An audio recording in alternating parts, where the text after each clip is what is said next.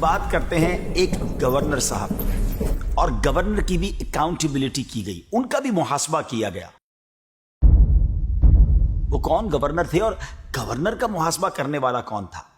یہ دور ہے حضرت عمر فاروق رضی اللہ تعالی عنہ کا، اور حضرت عمر فاروق رضی اللہ تعالی عنہ کی مینجمنٹ کا تو کمال تھا۔ آپ کرتے یہ تھے کہ آپ کی عادت مبارکہ تھی کہ آپ کسی بھی شہر کی جامع مسجد میں جاتے اور عام لوگوں سے گورنر کے بارے میں پوچھتے تھے کہ کیا تمہیں گورنر سے کوئی شکایت تو نہیں، کوئی کمپلین تو نہیں؟ ایک دفعہ ایک شہر میں پوچھا تو لوگوں نے جواب دیا کہ جی ہمیں ہمارے گورنر سے 4 کمپلینز ہیں۔ وہ شکایتیں کیسی ہیں اور کیا معاملات تھے آپ کو بتاتے ہیں، لیکن اس تفصیل میں جانے سے پہلے ذرا غور کیجئے ویورز کہ اگر آپ میں سے ہم میں سے کوئی ایسا شخص ہے جو اپنی ذمہ داری پوری کرنے میں اسے کوئی مشکل آتی ہے تو غور سے سنیں اس واقعے کو، پھر غور کریں کہ کیا واقعی میری مشکلیں ایسی ہیں، اور اگر ایسا لگتا ہے کہ میری مشکلیں تو کچھ بھی نہیں ہیں تو پھر کوتاہی نہیں کرنی ہے، ہمت کریں اور اپنی ذمہ داریاں پوری کریں۔ اللہ پاک نے جن کو منصب دیا ہے، جن کو موقع دیا ہے، اقتدار دیا ہے، اپنی ذمہ داریوں کو پورا کریں۔ اب اس علاقے کے گورنر کون تھے؟ حضرت سعید بن عامر رضی اللہ تعالیٰ عنہ تھے۔ وہ 4 کمپلینز کیا تھی ناظرین؟ پہلی کمپلین لوگوں کو یہ تھی کہ حضرت سعید بن عامر جو ہے وہ فجر کے بعد نہیں ملتے بلکہ اشراق چاشت کے بعد ملتے ہیں۔ دوسری کمپلین یہ تھی کہ وہ رات کو نہیں ملتے۔ تیسری کمپلین یہ تھی کہ وہ ہفتے میں 1 دن لوگوں سے نہیں ملتے، اور چوتھی کمپلین یہ تھی کہ وہ کبھی کبھی بے ہوش ہو جاتے ہیں۔ حضرت عمر فاروق نے جب وہ 4 کمپلینز، 4 شکایتیں آپ کے سامنے رکھی تو جو حضرت سعید بن عامر نے جواب دیا نا، جب آپ بھی سنیں گے تو حیران ہو جائیں گے۔ جب آپ سے پہلا سوال کیا گیا کہ آپ فجر کے بعد نہیں ملتے، آپ اشراق چاشت کے بعد ملتے ہیں، تو آپ نے فرمایا کہ بات یہ ہے کہ میری ایک زوجہ ہے جس نے میری تقریباً 30 سال تک خدمت کی ہے، مجھے سرو کیا، لیکن اب بیماری کی وجہ سے، معذوری کی وجہ سے وہ ڈسیبل ہو گئی ہے،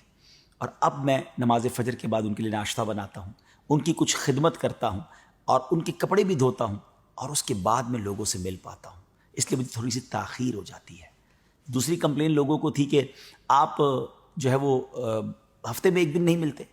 تو آپ کہتے ہیں کہ اے امیر المومنین، میں گورنر ضرور ہوں مگر ساتھ غریب بھی ہوں، میرے پاس پہننے کو یہی ایک جوڑا ہے، میں ہفتے میں 1 دن اس جوڑے کو دھوتا ہوں پھر اسے سکھاتا ہوں، اس لیے لوگوں کے سامنے نہیں آ سکتا، اس لیے میں ہفتے میں 1 دن لوگوں سے نہیں مل پاتا۔ تیسری شکایت جو ہے کہ میں رات کو نہیں ملتا، تو حضور اب میری عمر زیادہ ہو گئی ہے، داڑھی کے بال سفید ہو گئے ہیں، اور مجھے ڈر لگتا ہے کہ کہیں اللہ کی بارگاہ میں قیامت کے دن پکڑا نہ جاؤں، تو میں رات بھر اللہ کی عبادت کرتا ہوں، سارا دن تو مخلوق کے ساتھ ہوتا ہوں مگر رات میں نے اللہ کے لیے وقف کر دی ہے، وہ رات اللہ کی عبادت میں، گریہ وزاری میں، دعاؤں میں گزارتا ہوں تاکہ رب کریم میری بخشش فرما دے۔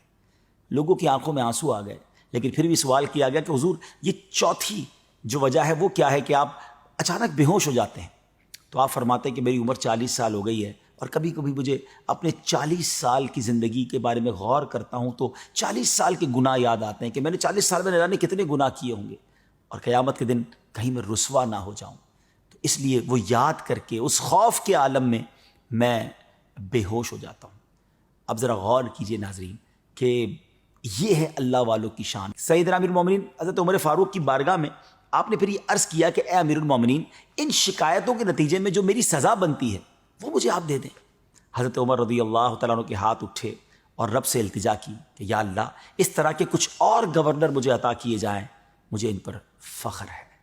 ناظرین سوچئے، ایسے بھی گورنر گزرے ہیں، خوف خدا والے، اللہ کی یاد میں رونے والے، غربت کی زندگی گزارنے والے، رعایا کے مال پر پلنے والے نہیں بلکہ خودداری کے ساتھ جینے والے۔